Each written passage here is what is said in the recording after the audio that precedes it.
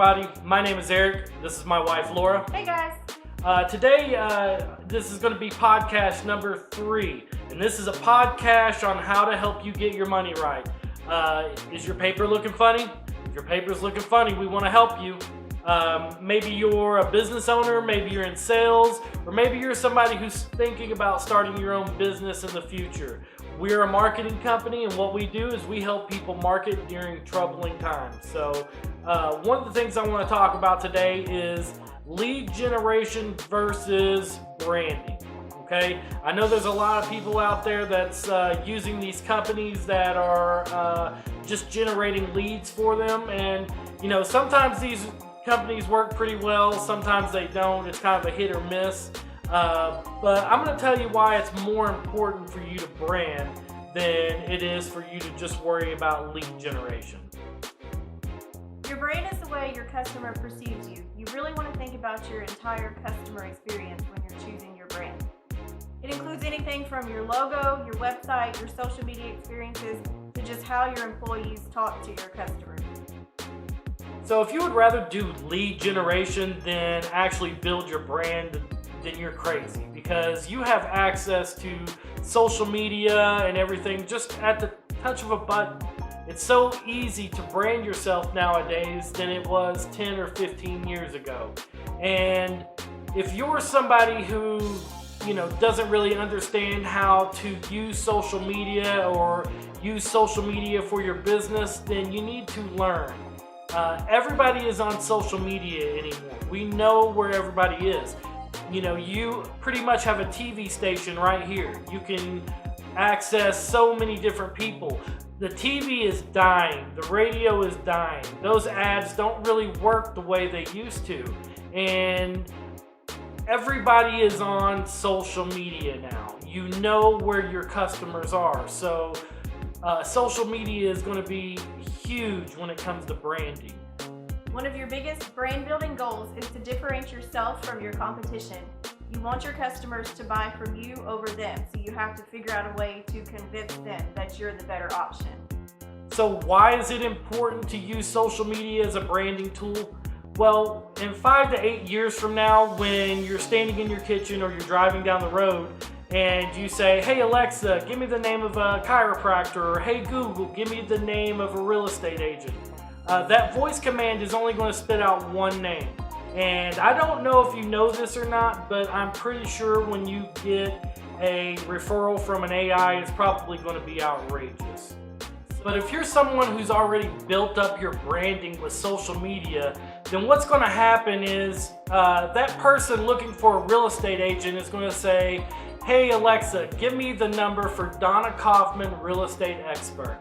And that way, you have established in that customer's mind already that you are the expert. You know more about anybody else knows about real estate or whatever subject it may be. A recognizable and loved brand is one of the most valuable assets a business can own. Over half of consumers prefer to buy their products and new products from companies that they are familiar with already. Speaking of great brands, hey, check out this great brand right here.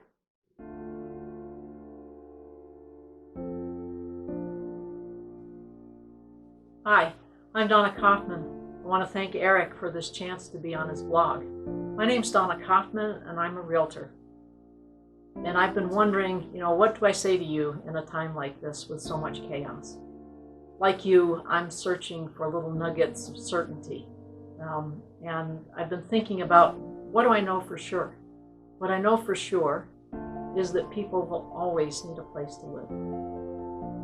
Couples will always get married. Babies will always be born. And sometime in the near future, you will find a new job and hopefully a new home. That's what I know for certain.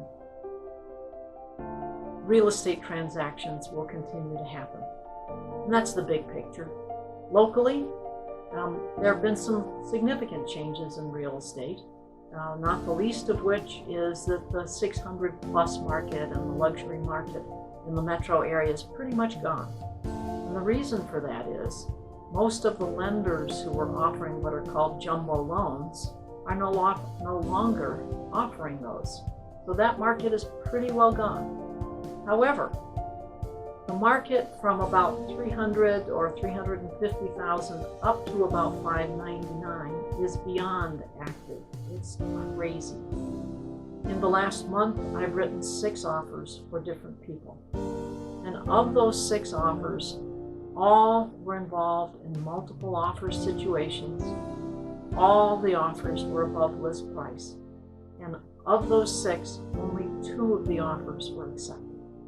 So that part of the market is still crazy in the Metro Denver area. And that's all the way from Longmont to Littleton. So the market's not dead, it's just alive and well in some portions of it, not in others.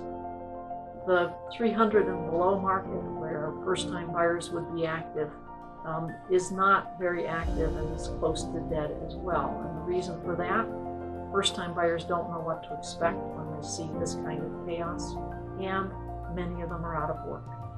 So that's the local picture of real estate. When you think about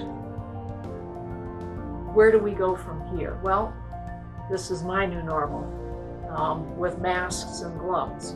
My other part of new normal is that I do listing presentations on Zoom. If you don't know Zoom, go to zoom.com on your computer and look it up. It's a great way to do a conference with people that you do business with, but it's also a great way to stay in touch with your family members, and it's free. That's a good thing. So one of these days, very soon, we're all going to come out on the other side, and things will continue, but in a different way. And so when that occurs, we'll all be much happier. One last message for you. There will be people who can't make their mortgage or can't make their rent. If you can't, get in touch with your lender or your landlord. Tell them your situation. Most lenders have what an offer called forbearance. And what that means is they will delay your payments for a period of time. So call them, be in touch with them. Don't be embarrassed because the whole world is in the same boat you are. Save yourself and save your home by being communicative with the people who have your loans. And if that still doesn't work, reach out to someone you trust in the real estate world. We'll be here for you. Thanks for having me in.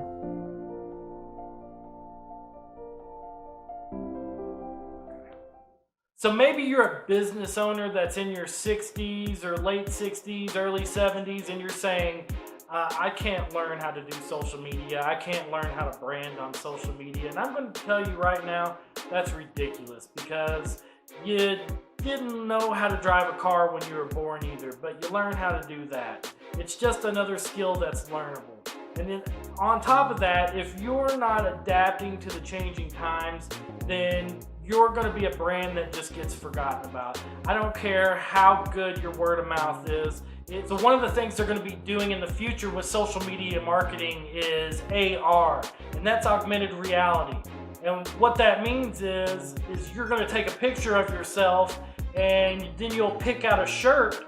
And what will happen is that shirt you picked out, they'll then put it on top of your body on that picture so you can see what you look like in that shirt.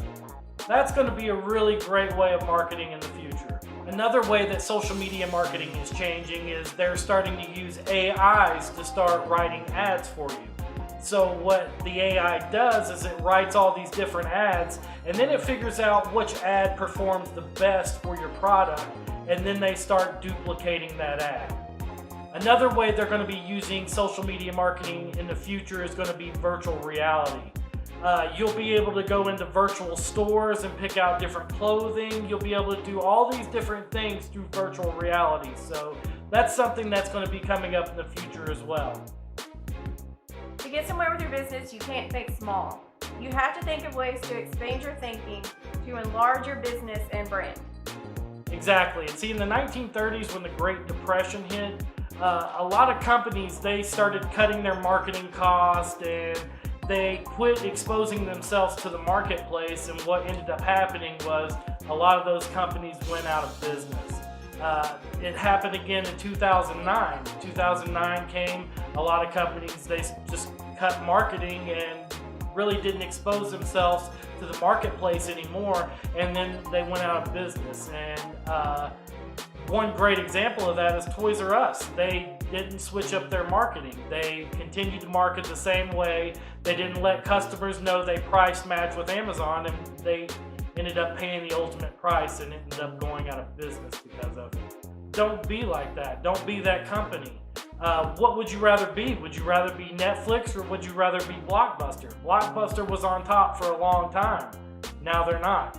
And it all has to do with the way you market yourself, the way you're marketing your business. So in economical crunches, don't follow what most people do. Try to start finding a unique way to start advertising to your customers. Coca-Cola did something that was really cool. They had a Hug Me Coke machine. And that was just a different form of guerrilla marketing. They were thinking outside the box. And when times get hard, that's what you're going to have to do. You're going to have to think outside the box.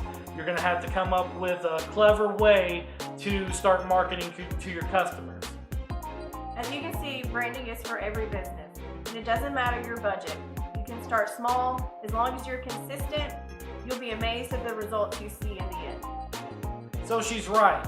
If you're someone who owns a company and you don't know how to get started branding your business, then give us a call, because each industry is unique and you kind of have to approach each industry a different way.